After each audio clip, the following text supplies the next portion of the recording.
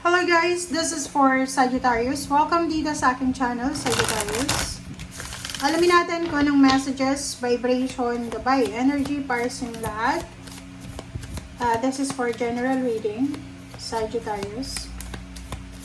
Alamin natin, ano ba ang message, ano ba ang guidance, energy na kailangan nating marinig para sa remaining months of 2025. Okay.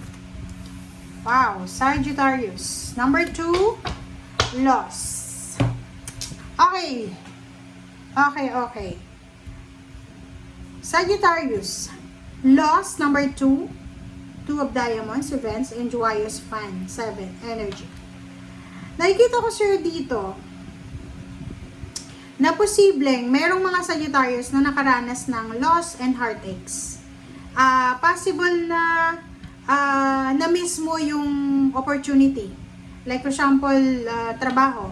Na-miss mo yung career mo, na-miss mo yung pangarap mo sa buhay, na-miss mo yung oportunidad and posibilidad na umasenso, maging masaya, parang ganon. Pwedeng nawalan ka rin ng pera, na-scam, nawalan ka ng pamilya by parang nakipaghiwalay sa'yo. Pwedeng nakipaghiwalay sa'yo yung asawa mo, or nawalay ka rin sa anak mo, parang ganon. Nawalay ka sa anak mo. But, starting September, October, November, December, sinasabi ng baraha sa'yo na yung paghihintay mo, like for example, parang halimbawa, nasa sitwasyon na yung anak mo, kinuha ng nanay niya, or kung ikaw ay babae, kinuha ng tatay niya, and inilayo sa'yo. So, sa barahan to, sinasabi na, by the, parang September until December, may pagkakataon na maging masaya ka. Makarecover ka sa losses and pain, sa heartaches, and posibleng magse-celebrate ka. Maybe this is your birthday celebration, November, so mayroong mga happy moments, joyful moments, satisfactory moments, and joyful, happiness, 'di ba? Na posibleng i-celebrate mo. So, masaya. So, sinasabi ng baraha, parang naka-experience ka ng mga mishaps, naka-experience ka ng losses, ng sakit, pero sa 4 months na to, makaka-recover ka. Magiging masaya ka ulit. Wow!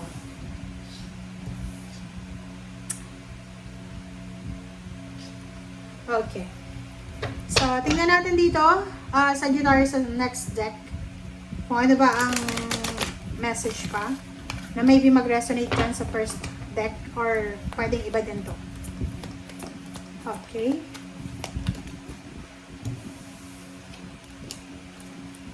Okay, reverse. Reverse no authority and heart chakra. So, nakikita ko sa'yo dito na maybe for the past months, masyado kang ma-autoridad sa relationship. Yung parang like for example, may relationship ka dati, pwede may asawa ka dati, may boyfriend, girlfriend, may kalibin, na parang 44 kasi to reverse siya, diba? 44. Parang imbalance. Imbalance yung relationship mo dati. Pwedeng ikaw yung nasa authority. Ikaw yung nasa autoridad. Yung parang ikaw yung nasusunod. Pwedeng silosa. Or parang nakikita ko sa'yo dito na masyado mong pinapahalagahan yung emotion mo. And baka yung hiwalayan, pwedeng yun nakipaghiwalay sa'yo, it's because nagsawa siya sa pag-iintindi sa'yo, or baka nasakal siya, parang ganun. But now, naka-reverse na siya.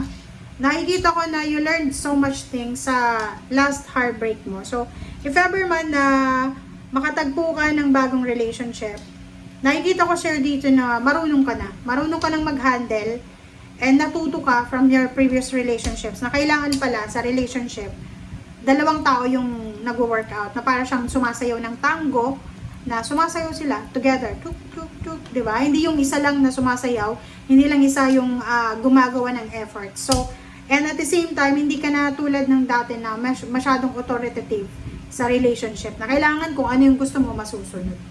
Okay? Alright, so this is for you, Taurus.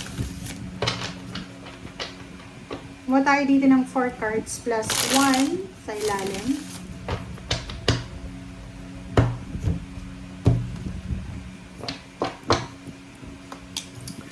Alright, first card natin is Queen of Cups. Second is Ace of Cups. Ace of Swords, sorry. Six of Wands.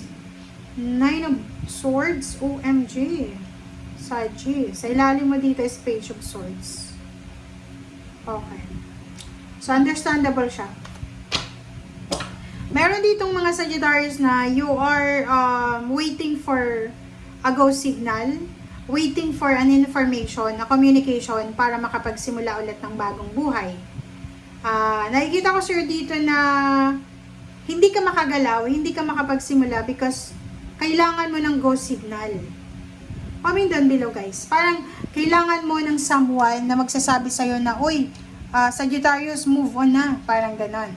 Or Sagittarius, let's go. Parang ganon. Alright, so, Queen of Cups and Ace of Swords. Nakikita ko sir dito, if ever lang na marami kang mga problema sa buhay habang nanonood ka sa ngayon. Like, hindi ka makatulog sa gabi because of mga circumstances sa buhay. Sinasabi ng bara sa'yo, huwag kang mag-alala kasi sa mga susunod na buwan, from September until November, December, isang water sign, Pisces, Scorpion, Cancer, ang posibleng makakatulong sa'yo. Tutulungan ka niya para makuha mo yung tagumpay. So, maybe there's someone na tutulungan ka para makahanap ng trabaho. There's someone here na tutulungan ka para makarecover ka sa nawala sa'yo. It's either nawalan ka ng trabaho, ng pera, ng pamilya, ng relationship. So, may someone dyan na posibleng makakatulong sa'yo. Mag-o-offer siya sa'yo ng information. Like, for example, wala kang trabaho, sasabihin niya sa'yo, oy, Sagittarius, you know what? May mga hiring sa ganitong lugar, ganyan-ganyan. So, nakikita ko sir dito na yung taong yan ay importante sa'yo sa performance na yan. Yung Six of Wands dito, this is victory and success. Sinasabi ng barahan na kung ano man tong Nine of Swords, ano man daw yan na pinagdadaanan mo na sobrang toxic, sobrang negative, sobrang masakit. Maybe you're in grieving period, diba? Pag, halimbawa, nawalan ka ng karelasyon, nakipaghiwalay sa'yo, maybe nawalan ka ng trabaho na hindi mo matanggap-tanggap, nag-overanalyze ka, nag-overthink ka, sa baramong to, sinasabi na makakabangon ka. Okay? Ano man lang pinagdadaanan mo sa ngayon, pagtatawanan mo na lang yan sa mga susunod na taon.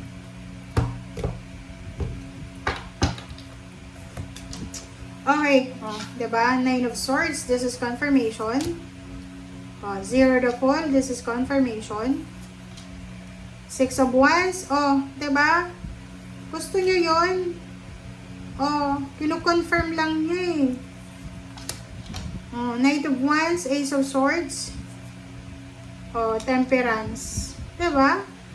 Doon sa mga, doon sa mga Sagittarius na nagtatry talaga kayo na gawin yung best of the best, no? Sinasabi ng bara sa'yo dito na ginagawa mo talaga yung best mo para makasurvive ka. Like, marami kayong pangarap sa buhay. Gusto yung, like, yung iba, makatapak sa ibang bansa, makuha yung victory and success. Kaso lang, yung iba sa inyo dyan, kailangan nyo talagang sumugal. Kailangan nyo ng hindi yung sugal na sugal dito sumugal sa pagkakataon. Zero the Fool, sinasabi ng barahan na kahit hindi ka sigurado, gawin mo siya. Kasi yung lugar na pupuntahan mo, yung gagawin mong actions, it will benefit yun sa kung ano man ang mangyayari sa future mo. Sinasabi ng baraha dito maybe sa relasyon. May iba sa inyo dyan na walang tiwala na sa relationship. Ayaw nang magkaroon ng relasyon. Okay lang, di ba? Magpahinga ka habang ayaw mo pa. So, yung iba sa inyo dyan, because of relationship issues, family issue, wala nang gana magtrabaho. So, sa barahang to, sinasabi ng baraha, the victory and success is coming. Okay? Parating na yung victory and success sa buhay mo. Ang problema lang, masyado kang nakafocus, masyado mang niro-romanticize yung mga pain and heartaches mo, yung losses mo. Kaya nga may fun dito joyous fun, na sinasabi ng baraha, lahat ng mga nawala sa'yo, babalik yan. Lahat ng nasira, maayos yan. na bumagsak ka ngayon, nawalan ka ng trabaho, nawalan ka ng negosyo, sinasabi ng baraha makakabangon ka dyan. And pagdating ng araw, pagbangon mo, maraming tao yung hindi makakapaniwala kasi may isip nila, ang galing naman ni Sagittarius kasi nadapa siya eh. 'Di ba? Sobrang dapang-dapa ka tapos nakabangon ka pa rin. 'Di ba? So, kung wala kang motivation para bumangon ulit, sinasabi ng baraha sa'yo dito na gawin mo yung sarili mo as motivation. 'Di ba? Maging thankful and grateful ka, nandito ka pa sa mundong ibabaw. Maging thankful and grateful ka, may mga tao dyan sa paligid mo. Kung may parents ka, may siblings ka na suportado ka, di ba? Yun yung importante. Ang importante na may mga tao na naglulook forward sa atin. Yung parang may tumitingala sa'yo na akala mo wala kang nakukuha sa buhay, pero may mga tao pala dyan na parang ginagawa kang inspiration. Diba? So, doon tayo humugot ng lakas. Kung may anak ka, or may asawa, may boyfriend, girlfriend, sa kanila ka humugot ng lakas. Kung parang feeling mo, pagod ka na, or feeling mo, ayaw mo nang lumaban. Diba? So, yun guys, ang sinasabi ng baraha. Thank you for watching. And congratulations in advance sa double victory and success na to na darating sa buhay mo. Okay? Thank you guys. Bye!